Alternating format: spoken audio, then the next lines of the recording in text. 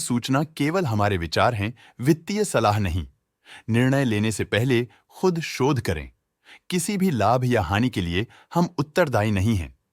आज हम देख रहे हैं नोजल लिमिटेड के 2024-25 Q3 की consolidated financial performance. Starting with the sales, पिछले क्वार्टर से सेल्स में -12% का डिक्रीज हुआ है, मगर कंपनी ने पिछले साल के मुकाबले मार्जिनल सेल्स डिक्लाइन रिपोर्ट किया, around -6.5%। Expenses -9.5% quarter on quarter decrease हो गए हैं, जो साल भर के 1% के राइज के साथ अलाइन करता है। एक्सपेंसेस में डिक्रीज अच्छा है, लेकिन सेल्स में डिक्रीज निराशा की बात है। ऑपरेटिंग प्रॉफिट, जो पिछले साल के कंपैरिजन में -51% डाउन हुआ है, quarter on quarter around -36.5% decrease हुआ है। ऑपरेटिंग प्रॉफिट मार्जिन (ओपीएम) एनुअल बेसिस पे -7% से डिक्रीज हुआ है और पिछले क्वार्टर के कंपैरिजन में -3% से डिक्रीज हुआ है। एक्सेप्शनल आइटम्स को ऐड करके अदर इनकम पिछले क्वार्टर के कंपैरिजन में 8% बढ़ गई, बावजूद इसके ईयरली ग्रोथ 56% हुई है। इंटरेस्ट एक्सपेंसेस पिछले क्वार्टर से -15% डाउन हुआ, लेकिन ईयर ओवर ईयर डिक्रीज -10% हुआ है। डिप्रिशिएशन कॉस्ट में 1.5% का क्लाइन देखने को मिला और ईयरली बेसिस पे 0.5% का इंक्रीज देखा गया। Profit before tax annually -53% decrease हुआ, लेकिन प्रोसीडिंग क्वार्टर से -41% डिक्रीज हुआ है। इस साल कंपनी ने 26% टैक्स पे किया और क्वार्टरली कंपनी ने 32.5% टैक्स पे किया है। नेट प्रॉफिट ने ईयर ऑन ईयर -57% का डिक्लाइन दिखाया, लेकिन लास्ट क्वार्टर से -69.5% का कंट्रैक्शन हुआ है। इस क्वार्टर के दौरान कंपनी का परफॉर्मेंस इतना अच्छा नहीं रहा।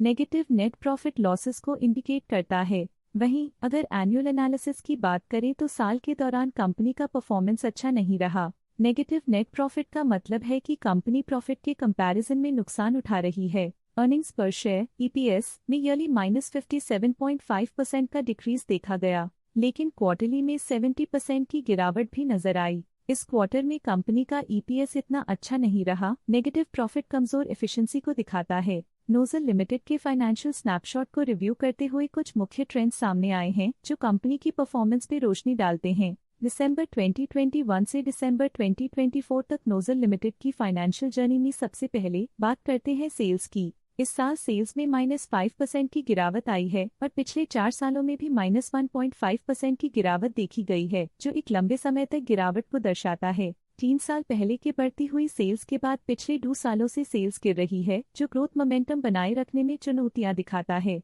अब बात करते हैं एक्सपेंसेस की। इस साल एक्सपेंसेस -1% घट गए हैं, लेकिन 4 सालों में 5% का इजाफा हुआ है। इस साल हालांकि एक्सपेंसेस सेल्स से थोड़ा ज्यादा बढ़े हैं, मगर ग्रोथ रेट्स का करीब होना स्टेडी ऑपरेशनल कॉस्ट को दर्शाता है। चैलेंजेस से गुजरते हुए ऑपरेटिंग प्रॉफिट ने इस साल -27.5% की डाउनटर्न देखी, जो एक ट्रेंड को कंटिन्यू करता है। पिछले 4 सालों में -36% की डिक्लाइन के साथ एक वृद्धि के बाद पिछले 2 सालों से ऑपरेटिंग प्रॉफिट गिर रहा है, जो कुशलता बनाए रखने में चैलेंजेस को दर्शाता है। इस साल नेट प्रॉफिट में 3% की वृद्धि के साथ पिछले 4 सालों में -14.5% की गिरावट हुई है। पिछले साल की सेटबैक के बाद नेट प्रॉफिट में सुधार हुआ है, जो मार्केट ऑपरेशंस में संभव रिकवरी और अडेप्टेबिलिटी को दर्शाता है। इस साल ईपीएस में 3% की वृद्धि हुई, हालांकि पिछले 4 सालों में -15% की गिरावट देखी गई है। पिछले साल की गिरावट के बाद इस साल ईपीएस में वापसी हुई है, जो एक सफल फाइनेंशियल टर्नअराउंड को दर्शाता है। चलिए अब बात करते हैं शेयर होल्डिंग पैटर्न की। नोजल की शेयर होल्डिंग रिपोर्ट्स कुछ इस प्रकार की हैं, जो दिसंबर 2024 के 31 तक चलता है। ये रिपोर्ट कंपनी के शेयर्स की डिटेल्ड जानकारी देता है, जिसमें promoters, promoter groups, foreign investors, public investors और सरकारी एंटिटीज शामिल हैं। प्रमोटर्स शेयर होल्डिंग 2024 के सितंबर में 33.79% से 2024 के दिसंबर में 33.78% तक डिक्रीज हो गया। ये डिक्रीज दिखाता है कि इस टाइम पीरियड में कंपनी पे प्रमोटर्स का कंट्रोल कमजोर हुआ है।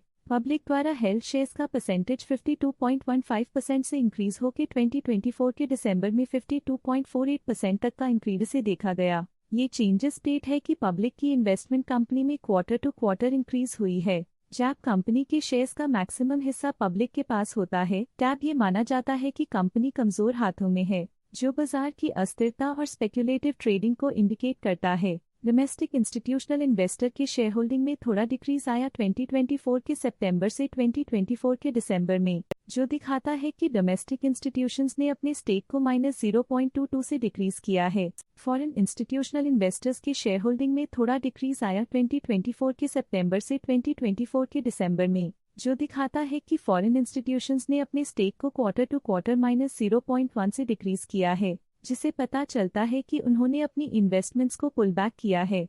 ये था कंपनी का करंट शेयर होल्डिंग पैटर्न। अब नजर डालते हैं नोजल के स्टॉक रिकमेंडेशन पे। लॉटस स्टॉक का करंट प्राइस 269.55 रुपीस चल रहा है। प्रभुदास लिल्लाधर ने स्टॉक की सेल रिकमेंडेशन दी थी।